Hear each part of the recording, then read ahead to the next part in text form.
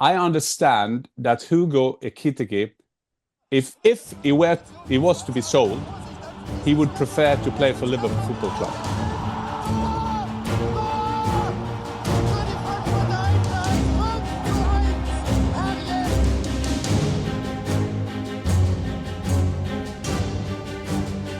Hi and welcome to the Fußball channel. I'm your host Marcus Fjørtoft, and as always joined by co-host Jan Fjørtoft. We're in the middle of the summer transfer window, Dad. A lot is going on from a Bundesliga side, from a Premier League side, and today we attempt to merge the two because there is quite a lot going on. There's quite a lot of high fees going on, and in the middle of it are a few decent strikers, I say, including someone like Hugo Ekitike at Eintracht Frankfurt, Dad. But yeah, we're in the middle of a busy window now. Explain the dynamics going around football Europe at this point. Well, it's all about now a waiting game. I mean, we had that early window before the Club World Cup where people could sign players that made the kind of balance a bit irregular. But now we're back to basic and players and clubs waiting. What will the opposition do? What will the other club do? And there is nothing more spectacular than what's going on about the two leagues that we love most, Marcus, the Premier League and the Bundesliga now, because there have been always stories about Liverpool wanting to take Isak from Newcastle. I mean, that's been kind of rumored around now for a long time. And this week, it went a bit more concrete. And then we can discuss more later. Why should Saudi Arabia, or why should the people with so much money want to sell him? That's another question. But it's also a good example because there's another player waiting, Hugo Ekitike, that we know very well, Marcus. Eintracht Frankfurt player, Eintracht Frankfurt striker. After Marmoush left Frankfurt in January, he took back the leading role of Eintracht Frankfurt, took them to the Champions League. And also, if you want to compare Hugo with another player, you will start with Isak, which makes this interesting and makes it maybe more reliable what's going on. Because, say, Liverpool first target will be Isak from Newcastle. But if they don't get him, they will go after Ekitike. So at the same time, Newcastle, well, they go after Ekitike. Mm-hmm. Maybe could they play both, or maybe as a replacement for him going to Liverpool. So that is the kind of complicated thing now, and it's the overview. It's easy to see, but it's hard to know where it will end because it so depends on timing. It depends on who will do the first move, but quite literally who will do the first move, because there will be so much consequences from the different clubs. And what is funny, and you mentioned it, is that they are very similar type of players. Tall, very technical, good on the dribble, score goals, can assist, provide, pretty dynamic, can probably play a bit out wide, can play in the center. So they're flexible as such. And like you said as well, it is a matter of a bit of a waiting game. Is it a matter of who blinks first, or is it just who can get the move over the line first? Well, was to start with the playing way. I mean, advantage for Isak in Liverpool. Advantage for Isak is that he's already adjusted to the Premier League. Yeah. I would also, if we if we compare them, I would say that Isak, as it stands now, is a better finisher, a better goal getter. He will get, as it stands now, he will get more goals because Isak has taken that next step, coming back from injury, coming back. He's just superb in that position. Hugo has done the same for Eintracht. And yes, who's going to get it over the line? So here's the position of, let's start with the position of Liverpool Football Club. Liverpool is maybe the best organized club in terms of recruitments in the whole world. Eintracht, on the other hand, also very, very organized. I mean, we said the number of strikers before going out from there: Jovic, Rebic, Aller, Silva, Muani, and so on. Mamouche. I mean, it's unbelievable how they produce strikers. And it's also the fact that both these two clubs are good negotiations. At Liverpool, you have FSJ, which mean Fenway Sports Group. The Americans will know them because they got Boston Red Sox. I guess they have the Penguins in ice hockey. We see some of the owners and Henry is always there by the big games, but very good organized. And then you have Michael Edwards, who is kind of the CEO, or kind of he is the CEO of all football in the group. So this is great people. And then you have Hughes, who is in and around there. And it's also worth saying about Liverpool Football Club, because people say, what's going on? They got Kerkers, they got Frimpong, Wirtz for unbelievable money, and now they go for a big striker, a big expensive striker. But if you have a look at the first of all, it's all adjusted to the financial fair play of the Premier League. That is interesting to see. It's also, if you see the 2-3 last years, Liverpool have spent less money than both Spurs and Brighton, and far away from their opposition. Maybe the exception or the exception in the same bracket at Manchester City, because they sell players as well. Clubs like Chelsea sell players, but like other clubs like Manchester United never sell a player, because that is a part of your bad recruitment. If you recruit bad, it's hard to sell. Eintracht Frankfurt, on the other hand, Marcus, has just qualified for the Champions League.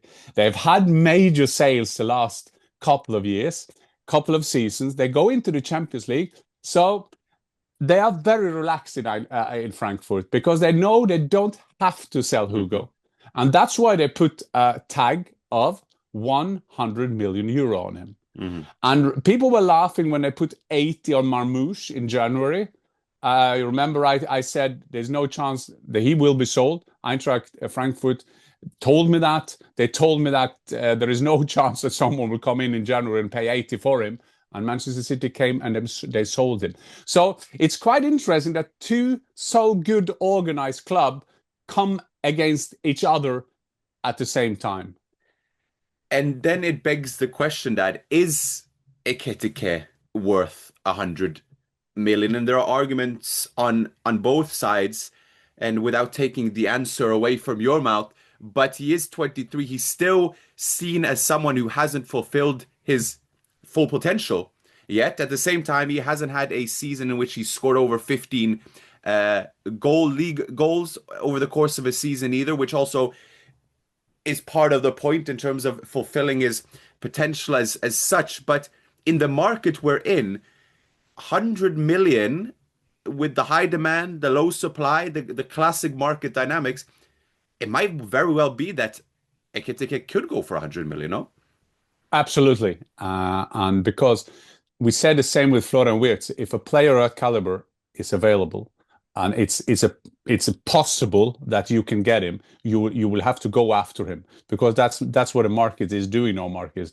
I mean, the amounts or the fees now are unbelievable anyway. So I mean, how can we analyze that? I mean, that is I remember back in my days, I was sold for 1.3 million pounds when I thought I was the biggest fee in the world for a big Norwegian, no big Fair Norwegian. play, though. Fair play. Yeah, but it's just like how it is. So I'm very practical to that, Marcus. If there is a club want to buy him for 100 million, he is worth 100 million euro. So I don't doubt that. It's also need to be said that I understand, as it says, I understand that Hugo Ekitike, if he was to be sold, he would prefer to play for Liverpool Football Club.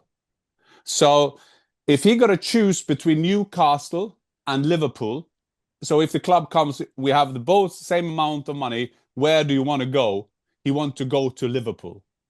Why would he want to go to Liverpool? I'm not in his head. Of course, it's a reigning champion. It's a club, an unbelievable big club, as is Newcastle. But Liverpool is also a place where Hugo knows where he gets there. Imagine him playing in the middle. You have Gakpo, Wirtz, Salah around you. I mean, I could score 10 goals with my legs. I mean, that is a place, it's easy to adjust. It's not a bad alternative to go to Newcastle either. I mean, fantastic fans, a big club, Eddie Howe, a great coach. They both have great coaches. I think that what you also look to is the coaches. Okay, the coaches come and go, but still at this time there are two coaches at both those clubs that could develop him. Why? I'm not sure that Hugo will be sold this summer. If you make that Gegen argument, the argument against that, is that first of all, Eintracht don't have to sell. Secondly, they're playing in the Champions League. There are 8 games in the Champions League now, and he can be on that stage with his mates. He's taken them there. It's a part of his legacy as well, playing the Champions League. And another thing that hasn't been a lot talked about, Marcus, if you go into a player's mind, why would you go to Eintracht Frankfurt if you're a striker? It's quite easy, because you see that the striker come there, they develop, and they get sold. And if you see with his mate Marmoush, he's even can be sold in January. So Hugo will know that if I don't say yes now, the train is gone. There won't be any new train coming, because there will be. But if you put yourself in a player's mind, Marcus, and we've both been there, we know that the offer is there now. So of course that is tempting. Of course it's tempting for a young lad to play for the reigning champion Liverpool, to play in front of the cup, to play in the Premier League, in play of that myth of Liverpool Football Club that he now prefers. So sort of big choices to be made. But at the end of the day, you have to find 100 million, and they found over 100 million to get Florian Wirtz. So you can see Liverpool do that. You can see Liverpool at least have the money, because in the last windows they haven't spent a lot. So that's on the reliable kind of argument side that he will go there. And just concluding on the Isak-Ekitike situation, we must highlight the fact that some of Liverpool's biggest purchases this summer, Ekitike now also a consideration, all coming from the Bundesliga. What does that say about the Bundesliga as a league in which, well, Liverpool, well regarded as one of the best clubs in the world, are picking players, some of the brightest young players in the world, and they are coming from German football? Oh, well, first of all, it's the quality of the Bundesliga, quality of developing players, but also quality of the players who have come recent years from the Bundesliga. Yes, with an Erling Haaland, who came from Dortmund, don't forget that. I was asked yesterday on ESPN, well, it's not always to come from the Bundesliga into Premier League can be hard. Yeah, I said, ask Erling Haaland. It's very hard. But then, of course, you have a Sancho who's gone the other way. But there has been there weren't a lot of moves, both ways back in the days. But now there's like the route of Bundesliga and the Premier League is getting more and more intense, more and more quality players going there. We see now the Bellingham brothers went there, Sancho went there and did well. That was that way, and then you can get great players back, because you know there is a league that is playing on a high level. And secondly, it's a good coaching in Germany. They are tactically good, the players, because they put a lot of worth on developing player also tactically. So that makes it easier. And then is the old rule that if you get something from a shop and you're happy with that, you go back to the same shop. And also the thing that is that the financial strength of the Premier League is better than in German football, in the German Bundesliga. So there is always a chance that you can get these players. The Bundesliga, on the other hand, then will find players somewhere else, like, for example, Eintracht Frankfurt now from their main rival, Mainz, Johnny Burkhardt, they will take him on and maybe develop him, and he will know that, wow, I could go there because they will develop me, and I can end up in Premier League. And it's also the fact, Marcus, it's a small thing that we've talked a lot about. A lot of the German players will finally want to play for Bayern Munich because they have the record in Europe, they've done the Champions League, and they have a mythos around them. But also the Premier League is very popular in German football. They see English football like a romantic kind of place where when they grew up, they knew about the English teams doing well, the players doing well. The marketing, the branding of English football is enormous. And I think especially this young generation, Hugo is French, but he will still have that same kind of romantic kind of relation to English football. And it's worth just noting as well in terms of what factors into price is obviously the money that's gone into clubs at the Club World Cup does come into the market. So that will steer a bit of the price. It's also worth noting that depending on where you're from, it also does steer a bit the price. If you're a French young attacker, that will probably inflate the price a bit more as opposed to if you were from Norway or Slovenia for that matter. That you are French, that does play in as well. That we can't do an episode without discussing, now that we are in the transfer market, about Bayern and what's going on there. I mean, the transfer market ends on the 1st of September. Currently, we've seen lack of, maybe not lack of activity, because there's certainly been a lot of commotion, but not a lot of signings from Bayern's point of view. They have apparently put in a 50 million euro bid for Woltemade, flat out rejected. Stuttgart said they will discuss at 65 million euro. We suddenly hear discussions now about Trossard from Arsenal coming in.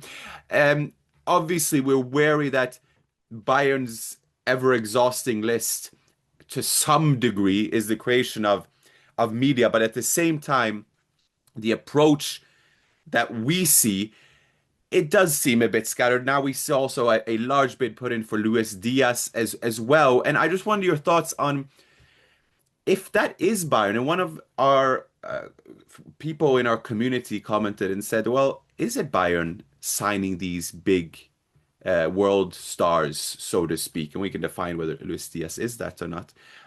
But I'm just thinking back to when Bayern signed someone like Kimmich. And Kimmich wasn't a world star, but he became one. And then we can have arguments about whether they sign players from rival clubs and whatnot.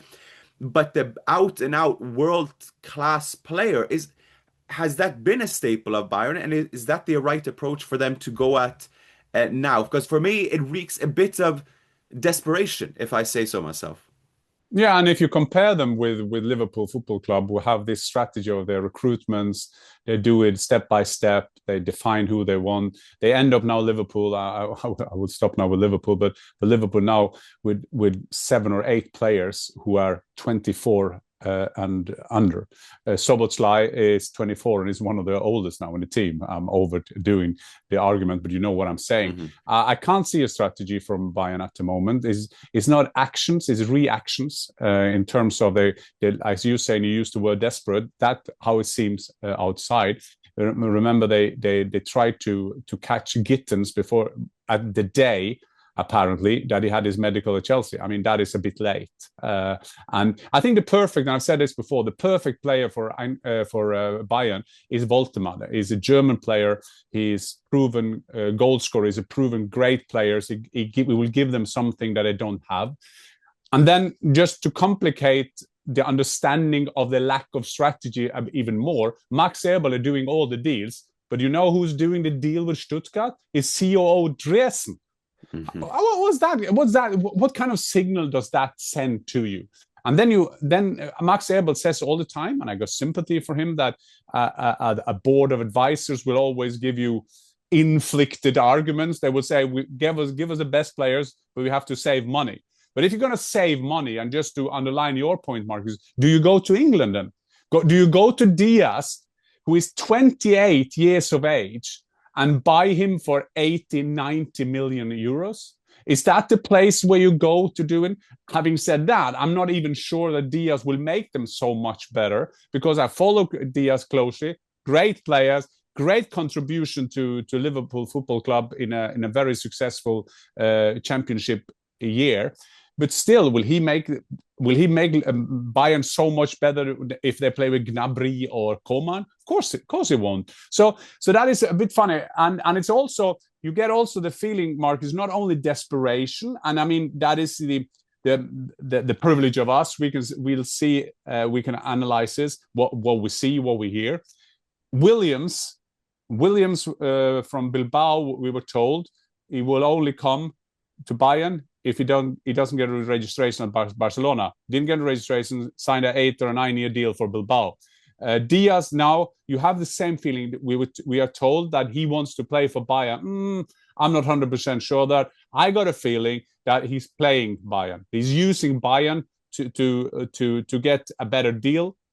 Well, first of all, a South American will always prefer Barcelona. That's my guess, because he got a view of him going back home, and also playing for Liverpool. I mean, the tragical incidents by Jota also feels that they need Díaz more than ever, because that need to be that kind of player they need player to come on from the bench and be decider in game. So I'm not with the I don't see the strategy of Bayern. It's more that they just want the player now. I mean, there's so many of them, and a big compliment to the friend of the podcast that they are kind of revealing a lot of players who are on their list. But still, have you heard about the list of Liverpool Football Club? They just do it. They just get a player in, and that is a big challenge I get from Max Eberl, because his strategy is always in the out there, and if you don't get him, he will say, "Yeah, but we just checked him out." I will say again, Marcus, just to illustrate it, I can see that this Rashford on loan for one season, and they will sell him in as the best player since Lionel Messi. I mean, that is a typical end to this story. Having said that, they produced, delivered by Harry Kane. Well done. They delivered him, the England captain, done fantastic for them. But I don't think they're able to do that again, even that they need that caliber. But still, they're going to save money, and they can't sell players, Marcus. They lost Leroy Sané. They've lost Thomas Müller. I mean, to mention two great players. Musiala out for 5 months. And so there is a lack of quality at Bayern right now. And it's very easy to, people might listen to this, Bayern fans, and think that, you are on the hate bandwagon on Bayern. But I think we are pretty objective and as analytical as can be. And I think a lot of us joins us in the sentiment that a lot of these pursuits, we're discussing Díaz now and whether that will happen. Doubt that, even still, if they were to pay that kind of money, you again, like we said, question their strategy. The same with Lau, Gittins, Barcola, where you can kind of predict that, well, they're not going to go Bayern, and Ebel and the rest are on this wild goose chase for players now. For me, it's just a real lack of what do we want to be in a changing market, and how do we recruit players? And so you see reports this week, okay, Paul Vanner will get a chance during this preseason. Young, 18, 19 years old, from the academy, give him a chance. Musiala's out injured. Do Bayern have to compete at the very biggest stage? Yes. Will they always fancy themselves to win the Champions League? Yes. Is Vanner the one who will do that now? No. But we have to decide, what do Bayern want to be? And that, the predictor of that, or one symptom of that, is how they look in the transfer market. It is scattered. We want for Bayern, for German football to do well in European football. But this approach, yes, there's a lot of media scrutiny on it, is not good. It's not a good look. And regardless of how it comes out now, whether they sign a Xavi Simons or whoever, it seems to have been plan EFG rather than the plan A and B. And that, I think, is concerning. And let's see now from this transfer market how Abel gets out of it, because he needs a strong transfer market regardless. And then there's suddenly questions about shifting out leadership again and again. And that is not good for the organization of Bayern either. No, Marcus, as we are landing here on this, I would just say that I mean, I'm an Eintracht Frankfurt man. I want them to do desperately well. I still think that I would love to see Bayern compete with the best in Europe, in the best in the world. We've seen that in the Champions League, where they were out, the Club World Cup, where they were very ambitious as well. And to your point, Marcus, here at the end, is that Paul Vanner will get his chance, but you can't just give him a chance in some pre-season games. You have to find a way. I mean, if to end it where I started, I will start with Liverpool. I mean, for every Szoboszlai, for every Gakpo that they take in, for every McAllister, there is a Jones, there is a Elliot, and they get their fair amount of games during the season. First of all, they will contribute by having good games, and they could rest some of their players while they're there. You have to give them a time for a longer time to make sure that they can be integrated in the team, that they take the next step. Because in football, in all performance culture, is how you take the next step. And that is the main thing. And I mean, when I meet Max Eberl, and I've had the pleasure to meet Max Eberl, I've known Max Eberl for all my relationship to German football. He is the great guy, best one around, did a fantastic job at Gladbach, has made some great signings also for Bayern. But I think that now is the point where there is a kind of it's a dynamic thing that we will be sitting here. What is your strategy? Where do you want to go? How will it end? We will know at the end of the transfer window. But at the same time, you have to make sure that your strategy is that your targets are a consequence of the defined kind of philosophy you have at the club. And a part of it got to be to integrate younger players. A part of it's got to be to integrate German players, like Kimmich. You made that as an example. And a part of it's got to be to get some star players in, because that is a part of Bayern to get great players in. If that's Robben or Ribéry or Harry Kane and all the names. Completely at the end, Marcus, we will end with a compliment to Max Eberl. At the same time, now they go Jonathan Tah at the back. Maybe that is the kind of small thing that will kind of make sure that the defense standing well. They could have had him for 25, 30 last season. They waited for a season because they couldn't get him, or they didn't offer enough money. No, they got him for free. That is a great signing for Bayern. But all this going around now, and I got a feeling, Marcus, we will talk about this again. And is it 6 weeks now left of the transfer window? The German Bundesliga will start soon, and this will go on and on. And what we do know, Marcus, we have enough things to talk about in terms of Bayern going forward, because Bayern is very transparent, and there is so many people speaking, but Max Eberl got to deliver, because Max Eberl knows that the first one who have to go will not be the coach in this matter. That will be Max Eberl, because they're building up the expectations, and Bayern is about expectations and the target to be the best club in the world.